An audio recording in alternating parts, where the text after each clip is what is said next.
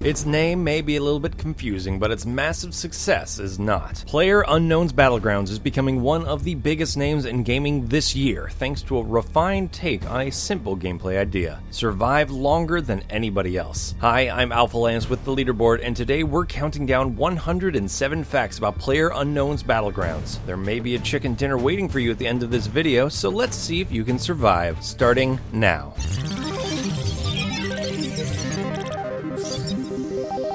Brendan PlayerUnknown Green, the creator of PlayerUnknown's Battlegrounds, or PUBG for short, got his start in game design working on mods for the Arma series of realistic military shooter games. The name PlayerUnknown comes from a time when Green was playing Arma at a friend's house. The default player name is Player1, and when creating a new profile in his friend's copy of the game, he deleted the 1 and added Unknown. For most of his life, Green was not primarily a game designer, but a photographer, DJ, and graphic designer. Haven't we all? Playing the Arma 2 zombie survival mod DayZ revitalized his interest in video games and led to his interest in modding. The basic concept behind PUBG originated in a battle royale mod that Green created for DayZ. He then created a similar mod for Arma 3, and later an official King of the Hill game mode for H1Z1 utilizing some of the same gameplay mechanics. Green started out with no formal coding experience outside of some basic web design that he learned as a graphic designer. He ultimately taught himself code in order to create his first video game mods. Green's first DayZ mod was co-created with a Brazilian player named Devilwalker. They named it DayZ Cherno. Green also lived in Brazil at the time. One aspect of the survival genre that encompasses PUBG and its early predecessors that initially interested Green is that success often involves a high level of tactical strategy and not just quick reflexes. When adding the King of the Hill game modes to H1Z1, Sony Entertainment hired Green as an official consultant for the game. Green's first exposure to the modding community was in another military shooter called Delta Force Black Hawk Down, which allowed players to create their own maps and game modes. Green doesn't consider himself a gamer and generally only plays a certain subset of shooter games that interest him. For example, he's never played a Zelda game. I don't know what's wrong with him, it's a good series, man, just try it. A competition on Green's Arma 3 mod at Children's Hospital Extra Life fundraiser on Christmas 2016 drew 55,000 Twitch viewers, making it the second most popular Twitch channel during the time of the event. An Arma 3 mod designed by Green as a spin-off of his original Battle Royale mod called Battle Royale Ghost Hotel won him second place in the multiplayer game mode section of Bohemia Interactive's Make Arma Not War competition. Green's Arma 3 Battle Royale mod is still active, and Green continues to pay for the server costs out of his own pocket. In total, Green spent 3 years working on the various mod versions of the game before transitioning into designing a standalone version. In order to develop his mods into a full-fledged game, he enlisted Korean game studio Bluehole, who previously worked on MMORPGs Terra and Devilia, as well as a number of mobile games. Bluehole began as a studio that exclusively developed free mobile games. Though these were more popular than PC games in Korea, Chang Han Kim, the studio's executive producer, decided to transition into PC gaming to reach a more global market. Kim was the one at Bluehole who originally reached out to Green, detailing his own plans to create a Battle Royale style game, which he had independently been working on for 10 years. Due to their shared vision, they became quick business partners. In order to work closely with Bluehole, Green relocated from his native country of Ireland to South Korea. Green said that his position at Bluehole is the first time a Korean game design team has hired a foreigner as their creative director. Since Green doesn't speak Korean, in order to communicate with Bluehole's staff, many of whom don't speak English, they utilize a team of translators. Green's confidence in his vision for PUBG was so high that when he initially pitched the game to Bluehole, he claimed it would sell, quote, 1 million in a month easy. The game's concept, as well as the name for his early mods, were inspired by the popular 2000 Japanese film Battle Royale, in which teens are placed on an island and forced to fight one another until only one survivor remains. Another inspiration for the game was the Battle Royale-inspired Hunger Games series. An early plan for PUBG had gear placed in a central area of the map, just like in Hunger Games, but this design choice was changed in part due to copyright issues, and partly just because they found that other styles of gameplay worked better. Through his experience working on mods for Arma, Green learned that island maps work well for his Battle Royale style of game, in part due to the water-requiring boats, which increased the number of ways players players can traverse the map. Green wrote a fictional history for PUBG's first island map for his art team in order to help them conceptualize its visual design. Some of the in-game architecture was inspired by 1950 Soviet-era brutalist buildings. The island, which is called Erangel, is modeled after Eastern Europe. No one on the design team had ever been there before, so they spent some time on Google Earth studying the area. It's pretty much the same thing, right? Erangel is 8 by 8 kilometers in size and has snowy mountains in the middle. Not exactly the tropical island we could have all dreamed of. The artist in charge of designing the vegetation on the island spent a week reading the book The Trees of Crimea in order to create more realistic trees. Motion capture work for the characters was done in studios located in the Czech Republic owned by Bohemian Interactive, the company that created Arma 3. PlayerUnknown is included in the title not due to vanity, but because it is just not possible to get copyrights to the simple word Battlegrounds for a title of a game. Officially, the title for the game is spelled in all caps. PlayerUnknown's Battlegrounds! Though most publications don't spell it that way, except for us, Green explained that it just looks cooler in all caps. I mean, I can't argue with you there. Around the office, the game staff sometimes refers to PUBG as Gun Car Backpack. I guess because some joke that we're never gonna know. Man, I wish I was at those Christmas parties. The goal of PUBG is to be the last player standing in the match, which can include up to 100 players. Players don't have multiple lives, so if you die, you're eliminated from the match for good. Winners in PUBG are shown the message Winner Winner Chicken Dinner, which is a feature carried over from Green's earlier mods. He said he intends to keep it going since, after using it for 4 years, it's pretty much become part of the game. The origin of the phrase goes back to the Depression when people played craps in alleys, and if they won, that meant they could afford chicken for dinner. Each match begins with all players being placed into a staging area where they can't harm one another, before entering a cargo jet from which they can parachute onto the map. Choosing the right area to parachute into is key in the game's strategy. Upon entering the map, players start with no items and have to locate randomly generated gear, including armor, weapons, and health items, which spawn throughout the map. The placement of loot on the map is random each time. To counterbalance the randomness, the number of each kind of item that spawns is a set number. The freedom inherent in the game's design was included to make sure there is no specific way to play the game. Green wanted to create an experience where it's up to the player to decide how they want to play. The weapon your character has out affects how fast your character moves. For example, running unarmed is the fastest, but running with a submachine gun will weigh you down less than if your character runs with a shotgun. As the match progresses, a blue wall of death gradually shrinks the gameplay area in a different random location each match. This mechanic is intended to encourage players to fight one another by being forced into a closer proximity, and is not a bona fide death mechanic. Green said he hopes that 90% of deaths are from other players rather than this map mechanic. An initial plan for the game included a shrinking square, inspired by the Battle Royale film. However, that was a hard thing to program, so a shrinking circle, which Green knew how to program, was implemented instead. In addition to the blue wall of death, red zones on the map means that planes will periodically drop bombs, killing players in those areas. One reason for the high difficulty of the game is due to Green feeling that single-player games were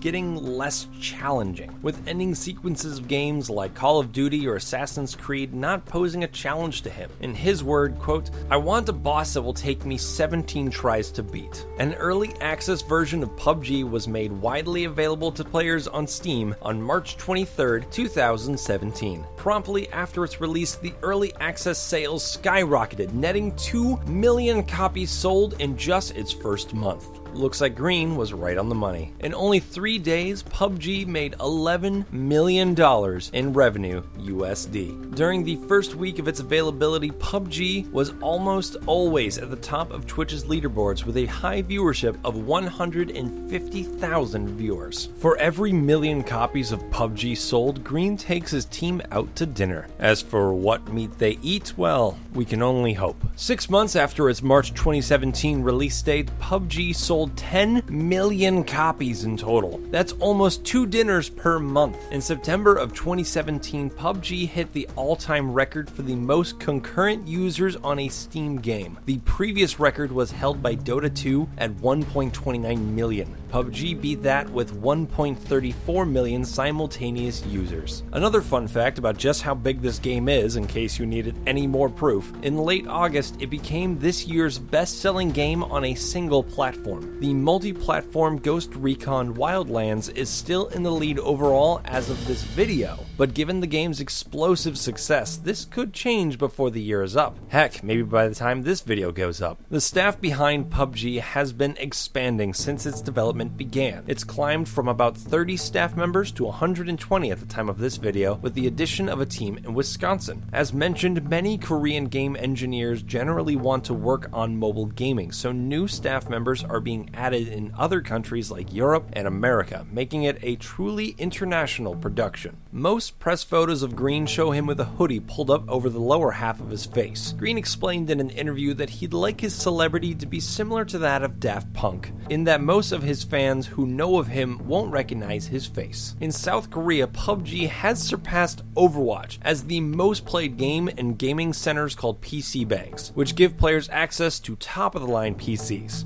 13.51% of players in PC banks are playing PUBG, while only 12.99% are playing Overwatch, which is a rather close competition. Though DayZ and H1Z1 are competing games in terms of genre, Green is friends with both creators and claims they're all fans of each other's work. Isn't that just great camaraderie? PUBG was built with the Unreal Engine. This allows for a faster development time since this popular game engine is used by many other games and has a large staff constantly working on it. The multi-platform Unreal Engine supports play on other consoles, though Green has stated that refining the gameplay on PC and creating a polished, finished product takes priority. Currently, an Xbox release is planned, while the development team hasn't confirmed or denied the possibility of a PS4 version in the future. Microsoft has signed on as the game's publisher, which means that PUBG staff has access to Microsoft's resources. Game developers at Rare helped on the game's water texture, for example, based on the water they used in the game Sea of Thieves. The Xbox release is currently planned for some time before the end of the year, along with the official release of the PC version. Since there are only about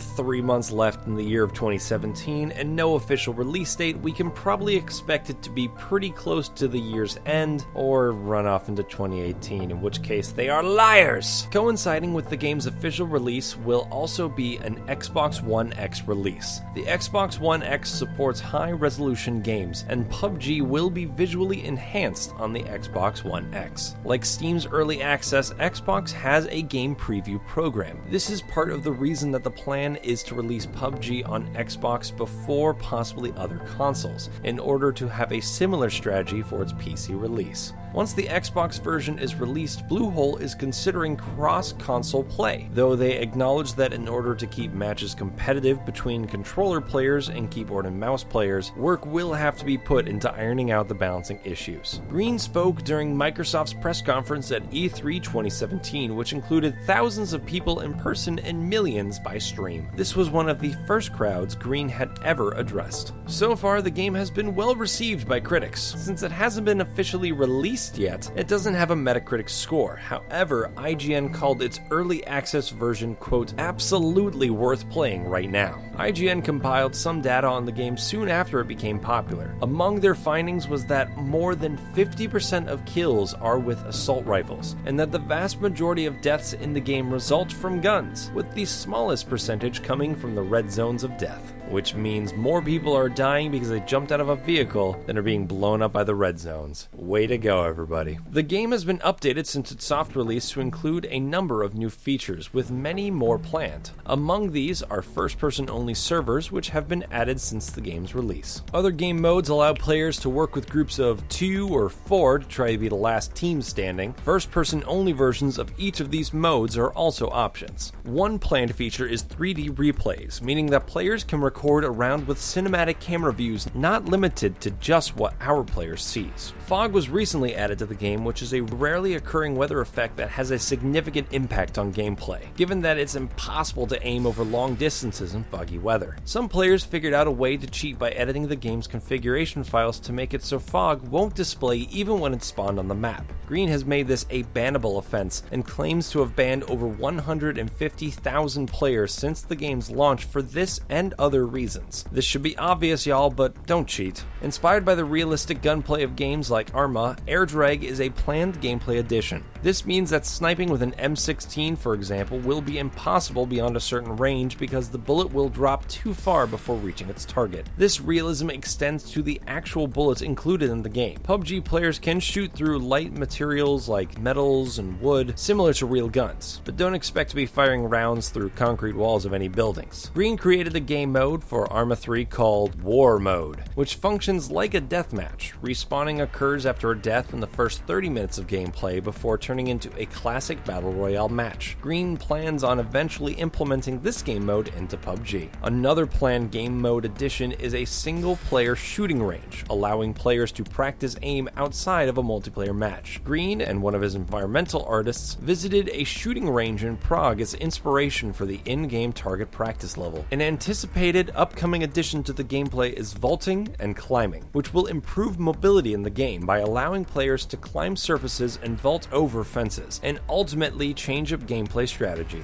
At the time of this video, PUBG includes just one map, but 2 more levels are being designed for the game that are inspired by Peru and an island of the Adriatic Sea. The Peruvian desert map hasn't been released yet, but it has been mined from data in a recent patch. It includes towns named Rage, Murderland, Hard Luck, and Killbox, and much smaller water portions than the Erangel map. The game's existing map is also being patched. A new town called Kamaski was added to Erangel's east coast in a September patch, with its own unique strategic assets. While there's no major lore in-game, Green is experimenting with a Watch Dogs-inspired co-op game mode that will reveal some story elements. Being a modder himself, Green has made sure that PUBG supports full modding, with Bluehole even offering tools to the game's community. The team behind the game posts to a devlog and Twitter account about development almost daily, in order to keep their process open to players. Due to its open nature and the high level of customization that's possible in-game, servers for roleplay popped up soon after the game's early access launch. Some character animations appear differently to the player than they do on the enemy's screen. This is so that certain animation, like your character stretching, can be included as fun in-game additions without these movements alerting other players to your position. Smart move. Battle points are awarded at the end of each match for damage done and number of kills. Like in a lot of popular games right now, these points are used to purchase crates that contain purely cosmetic items. Microtransactions are a planned future addition to the game though, and briefly debuted when paid loot crates were temporarily made available to raise money for a Gamescom tournament. Each crate was sold for $2.50 USD. Within these paid loot crates were cosmetic items inspired by the film Battle Royale, including some of the different school uniforms similar to those seen in the film.